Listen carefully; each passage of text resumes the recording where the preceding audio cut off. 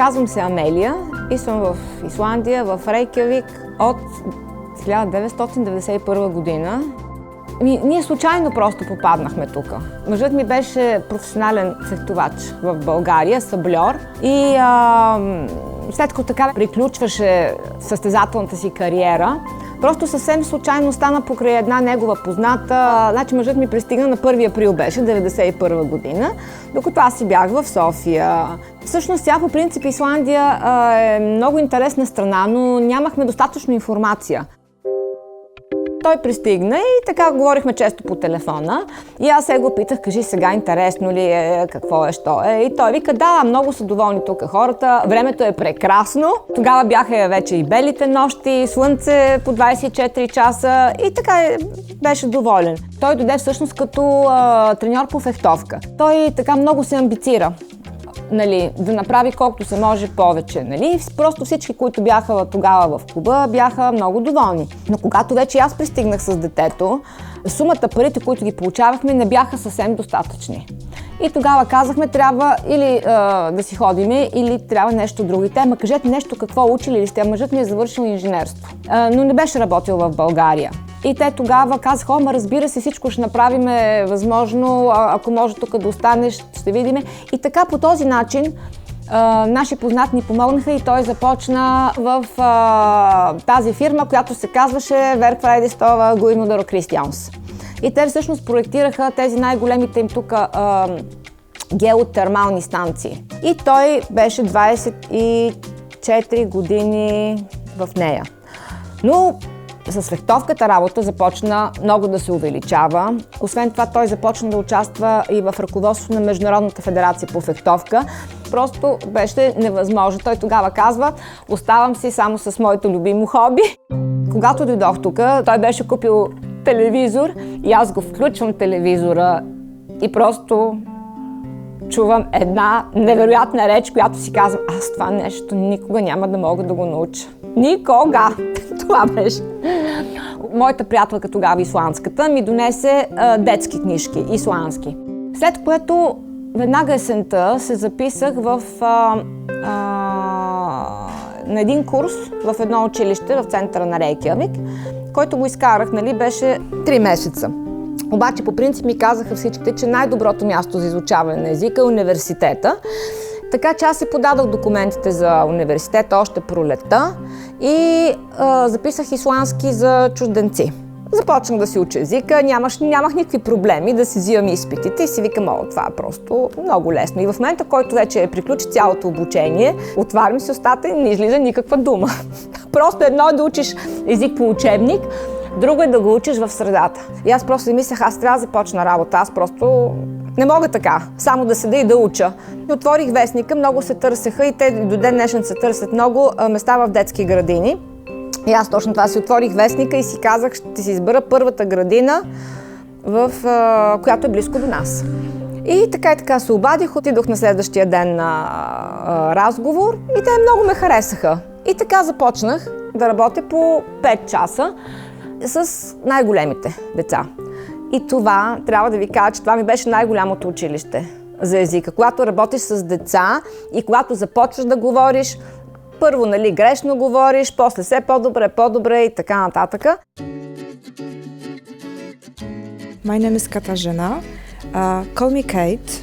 I am from Poland. I live here around 9 years. I'm 37 years old.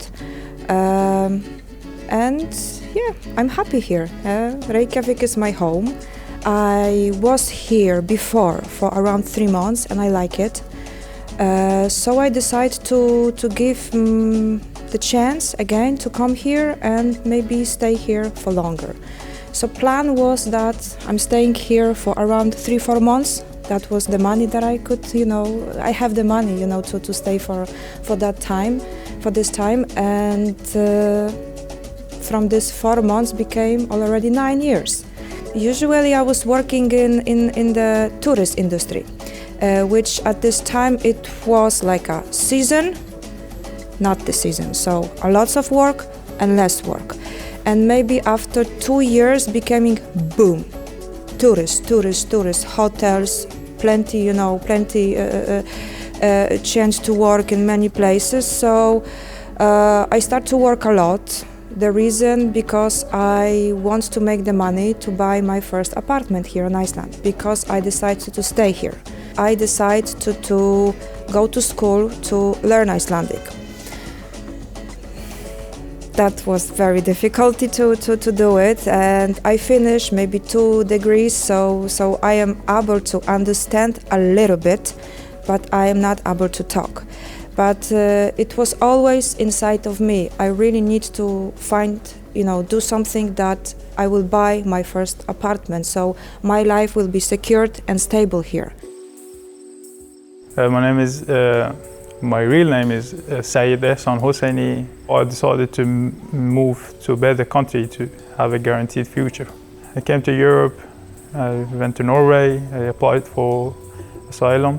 And then my case got rejected, and I was deported back to Afghanistan, and I made the journey again, and this time I came to Iceland. I lived in Iceland for 2.5 years now.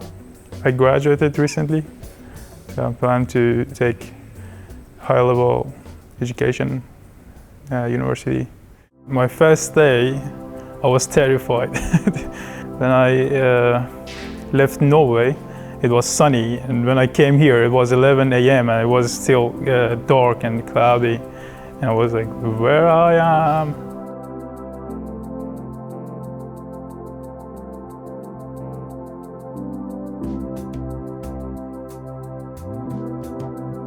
Here you see the meeting of the plates, the European plates and the American plates, and therefore we have the many rifts or canyons here.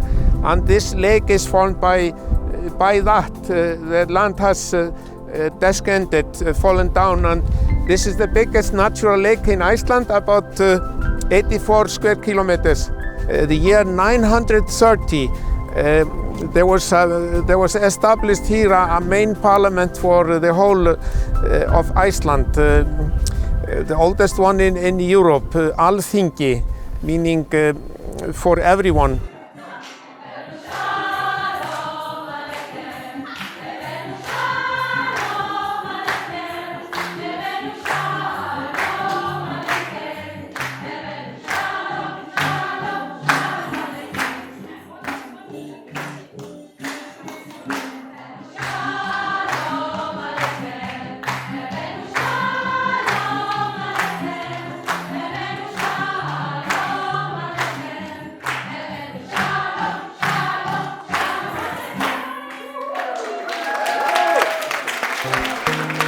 I'm Ulrike Beck, and I come from Germany. I live in Iceland for 2.5 years now. And I'm here because my husband is working here at the embassy, and I'm a teacher of German in Reykjavik. I'm singing in the multi-kuti choir since 1 year, 2 years, I can't remember. I'm singing in it since the beginning, because Margaret Paulsdottir started that choir, and she was looking for people on Facebook to sing in different languages, and because my Icelandic is not so good, so I couldn't really join an Icelandic choir, but I wanted to sing, and so that suited me well, that we are singing in different languages, and she's always explaining also in two or three or more languages. So that was the perfect mix to meet Icelandic women and to meet women from other parts of the world. That's a mix of languages and cultures, and it's also, of course, a way to network, to get together or to get some help in your daily life when you need something or when you have questions. It's certainly a very good way to integrate into the society. Because we learn about Iceland, but Icelanders also learn about our cultures, and you can see how people react when songs are sung from their own country. And Iceland is not so used to multiculturalism. I think it's a good way to represent to Icelandic people that there are many nationalities in Iceland. My name is Paul Ramses Odur, and I live here. I'm a citizen of Iceland now. and I'm originally from Kenya. I came to Iceland first in 2004 as a student, and after graduating I went back to Africa. Basically, to me, Icelandic people have been very welcoming, very open. So the friendliness, the beauty of the country, the fresh water that we have in Iceland, and nature, everything is beautiful and I like it here. Ég heiti Tamila Gamis Garcel og ég kennari. Vinn sem kennari í 3. bekk hérna á Íslandi og ég líka að klára master degree í myndunarfræði leikskóla ásamt nemi í smáríkjafræði. Ég hef verið hérna á Íslandi 16 ár og líka ég hlutur á stjórnun í Vík, vinnátafélagi í Íslandsklúba og spænskumælandi félagi sem hérna á Íslandi og svo líka ég sitt í fjölmenningarráðum fyrir Reykjavik og borg. Þar sem við vonum í samstarfi með Reykjavik og voru hagsmuni innflytjendar hérna á Íslandi. Ég kem til Ísland í 2002 af því ég kynsti íslensku manni úti. Ég kem til Ísland bara til að heimsækja maður minn og sjá hvernig hlutina ganga því við varum svo stutt saman úti. En ég reyndi að setja bara svona smelt saman og gifta mig ákveðum bara að tókum ákveðinni og við allir gifta okkur og það var ég fór mjög snemma að reyna að vinna til að brjóta svo upp einagrund hérna á Íslandi. Ég gat sitja heima því maður minn með ágæti launi hann spila eða var við komum í eftirlauni núna Sinfóníuhljómsveit Íslands svo það var ekki að banda peninga ég þurfti að fara út að vinna og ekki neitt svoleiðis en ég vildi vera sjálfstæð. Ég vildi koma mig inn í samfélagið sem ég ætla að búa í. Og til þess þurfti ég að brjóta ísinn og fara út á vinnumarkaðurinn. Og svo fór ég að vera úr blöðum, að reista gólfin, að vinna í McDonald's og gera alls konar. Og samtímis að ég var að fara að læra í Endurmenntaháskólan í Ísland, að læra íslensku. Og þetta var gerist 2002, byrjaði ævintýrin. 2004 fékk ég vinna í leikskólanum. Og 2005 fékk metin mentorna mína sem kennari úti og svo fór ég að vera viðurkennd kennari hérna á Íslandi. Á Ísland, mér finnst þetta eitthvað líka sem ég elska á Ísland, sem allt mögulegt.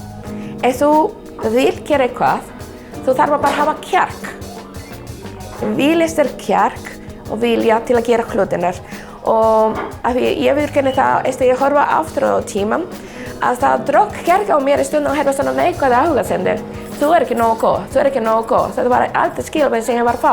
Og þetta var smá að brjóta mig niður. Samt sem ég var svona kona sem bara alltaf áfram. Ég bara sitter ekki hérna og ég ætla bara að standa mínum fætur og sýna það sem ég get og kann og vilja gera. Við svo mikið vilji til að gera hlutirnar og læra hratt. En það fór að sýna mér að kannski eru fleiri eins og ég í samfélaginu. Þannig þarf að aðeins einhverju en svo svona mín bara íta mér, já mamma, þú getur það. Og það stundum það eru margir sem kannski eiga ekki fjölskylda og ekki góða vinir að halda að segja, þú getur það. En á Íslandi, þú getur allt sem þú ætlar þér. Þú 70 ára gammal og vil fara í háskólan. Come on, velkomin, þú velkomin í háskólan. Það ekki takmarkanir fyrir þá hlutina sem þú vil gera og læra. Það tekur á, en ég man alltaf eitthvað sem pappa mín sagði mér alltaf frá síðan sem bara. Það erfitt, en ekki ómögulegt. Þú getur þetta.